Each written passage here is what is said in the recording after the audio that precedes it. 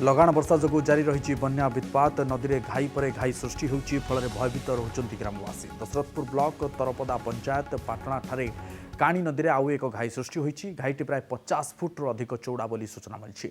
घाईटी गाँ और चाष जमी निकट में होता देखाई। अन्यपक्षे काणीर कंटपड़ा ठारे प्रथम बन्या 70 फुटर मुकुला घाई बन्या जल प्रभावित होती। बैतरणी नदी जयंतरा महापात्र साही घेरीबंध 100 फुटर घाई होईची।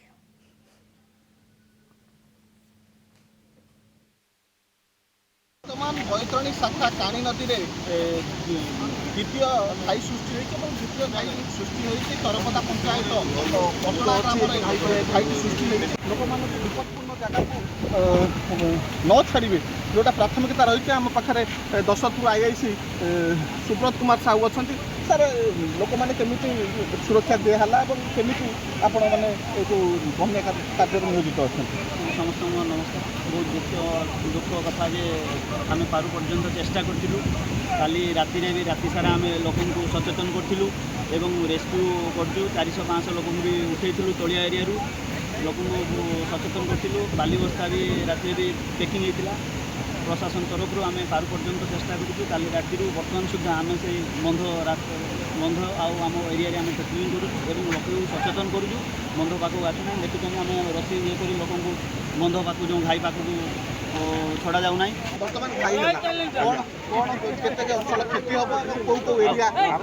हम शुणु भाई ये जो घाई है आमर तरपदा मल्लिकापुर 2टा पंचायत नहीं 35 गाँव आपंकर जलमग्न हो समुद्र पूरा ये झील बहु मैंने सुरक्षित रही पाना ये ग्राम छाड़ी जो उन्नत जगह रही से उन्नत जगह मानक आम सुरक्षित देवाई से भाई भौणी माँ मौसी मानक आम सुरक्षित आम उठे नौचो आमर आउ जन भाई अच्छा देखो ये जो घाई है कौ कौ जगह बर्तमान बन्या जल जगह आमर गंडकुल ये काणी नदी भैया पंचायत कमाठी पंचायत विभिन्न स्थान में खालुआ अंचल बैतरणी पानी प्रवेश करुच्ची जहाँकि कहवाक गले दशरथपुर ब्लॉक पाखापाखि 12टी पंचायत जलमग्न हो सारा।